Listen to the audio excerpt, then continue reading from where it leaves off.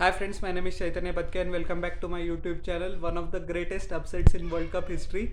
Croatia beat Brazil on penalties, and Marquinhos, the unfortunate player that was culpable for both of the goals that actually Brazil conceded.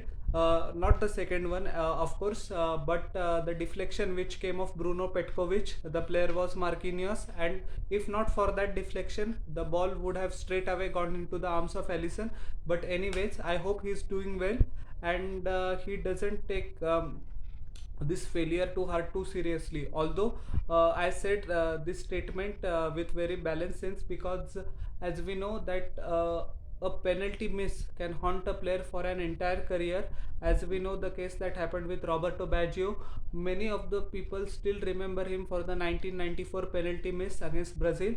Although they should remember his different accomplishments in the Serie A, which was one of the greatest leagues of all time. Many penalty misses haunt players. As we know that unfortunately Bukayo Saka, Jadon Sancho and Marcus Rashford faced racist abuse last year from not only in the England but from different parts of the world because of their miss. So sometimes if the players are resilient, they forget. But for a footballing mad nation like Brazil, which in my humble opinion is the greatest footballing nation of all time, such victories just pinch your heart a little bit more, and regret can be evident throughout your career. So I hope Tite, the Brazilian coach, and other staff of the Brazilian team is giving confidence to Marquinhos, because as we know that he is one of the finest defenders of his generations. He has done wonders at Paris Saint-Germain and Brazil for over the years, and I respect the Brazilian fans as well. Not to uh, fill his social media accounts with hate or derogatory messages. Nobody does that on purpose. And yes, what was happened was unfortunate, but we have to give credit to Croatia and their undying spirit as well. After the game, their coach Zlatko Dalic had said that even after Croatia unfortunately went 1-0 down to a superb Neymar effort, they still had the belief that within the 15 minutes they can make the comeback. And we have seen that belief from Croatia time and time again, especially if you remember the 2018 World Cup. Three times it happened that since the last 16 stage they actually won on penalties. So their grit and determination is second to none, and that is down to the mentality of the Croatian squad and Croatia in general. Because as many of you know, the government in Croatia inculcates sports as a form of life, and the Croatian government is very actually promotes, and it wants Croatia to be seen on the world stage as a sports powerhouse. As we know that tennis is very famous in Croatia. I beg your pardon, Goran Ivanisevic won the greatest upset of all time in tennis with Wimbledon 2001, only wild card to win any Grand Slam title. Their handball team is also world class, won lot of World Cups. They have world class swimmers, world class football players, as well as other their psyche, I would say. The mentality is to develop sports and to present the image of Croatia which is very positive through sports, whether it be football or any other. But I would guess that football is the most popular, and the undying spirit that they have. Actually, I would not use the word blame, but I would say that after Neymar scored a brilliant goal, which was a piece of absolute magic. Lots of crowd in the box, but Neymar did what Neymar does best.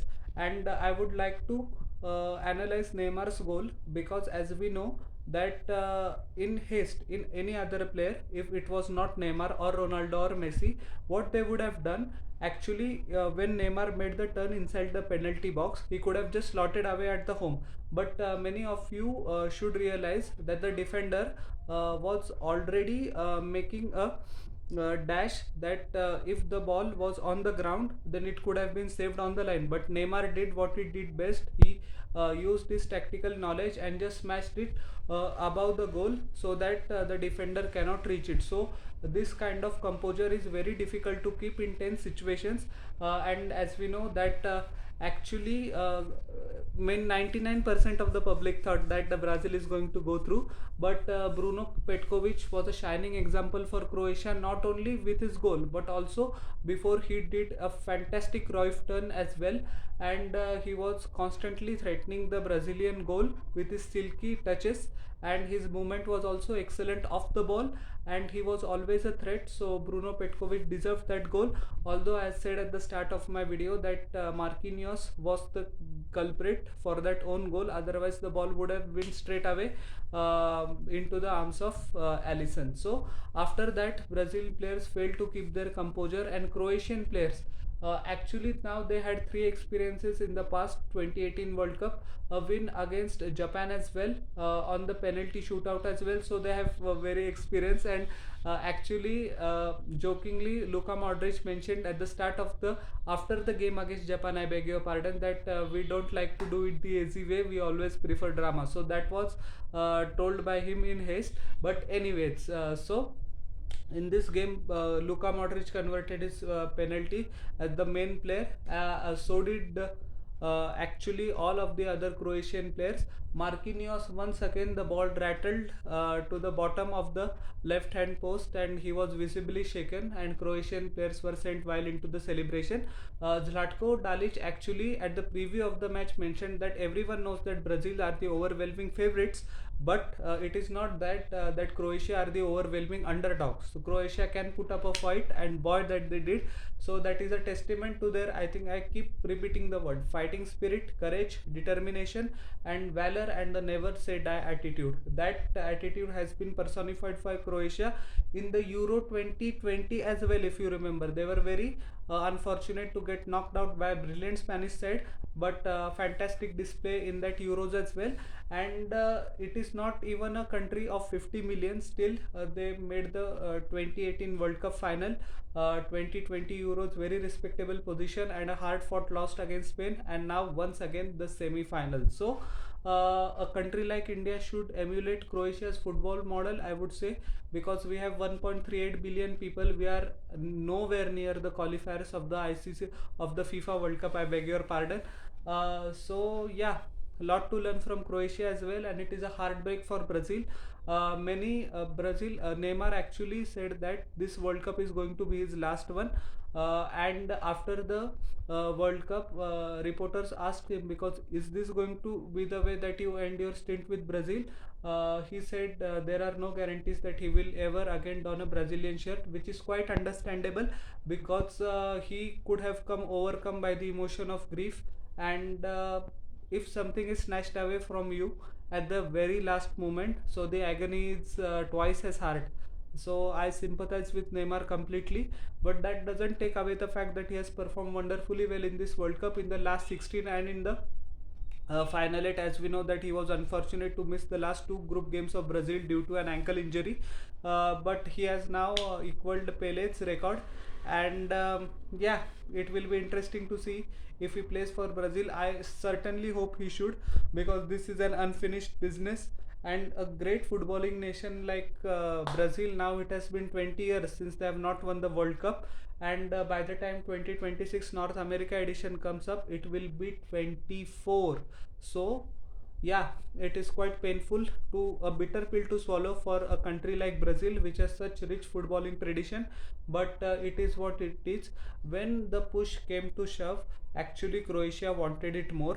I thought the intensity from the Brazilians was missing in the second half of the extra time, but the Croatian players with their never say die attitude got the equalizers, and in the penalties kept their nerves, and chronicled a famous victory for their country. So heartbreaking for Brazil. I certainly hope that Neymar plays for Brazil once again, and I will be rooting for Brazil in 2026, because it is too great a nation to have drought of 24 years of not winning a World Cup title. So I would also like to request the Brazilian people, the Brazilian public, not to go very hard, because I think what Tite has done has been he has done a wonderful job for Brazil as a coach, And despite the fact of the loss in the Copa America final last year to Argentina by just 1-0 margin, actually he has done some brilliant work with Brazil. His tactical changes are mind blowing, and although Brazil were unlucky in this game, I would say, who knows that if Marquinhos had converted the penalty, and I'm not saying that he would have scored, but he could have missed, but he scored, but he could have missed as well. The next Croatian player who was going to take the penalty, because pressure is a funny thing. But anyways, it is very difficult to judge any player by his loss. And I remember after 1986, there was a placard at the Brazilian airport after Zico missed the penalty against France, that one penalty does not define you. So that love, I think, will not be showered on Neymar, because he's quite a divisive figure in Brazil as well.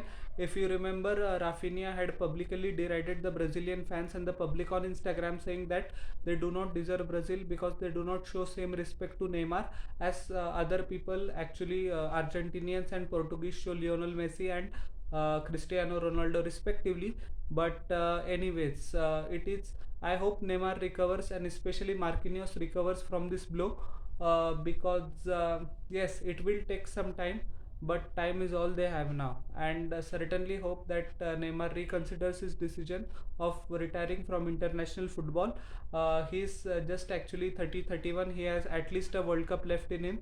So yeah, um, Brazilian people, don't go hard on your team. And I understand the heartbreak, what happens, but this is football, and so many upsets in this World Cup, but this was the biggest of them also. I did not expect it, but it is what it is. So how did you like my analysis of this game? Please tell in the comment section below, and don't forget to like, share and subscribe to my channel, and press the bell icon for further notifications. We'll meet in the next video. Till then, everyone, bye. And I'm humbly requesting you, everyone, please subscribe and give me the feedback. I'll make the necessary changes, because I value your opinion too much. So bye.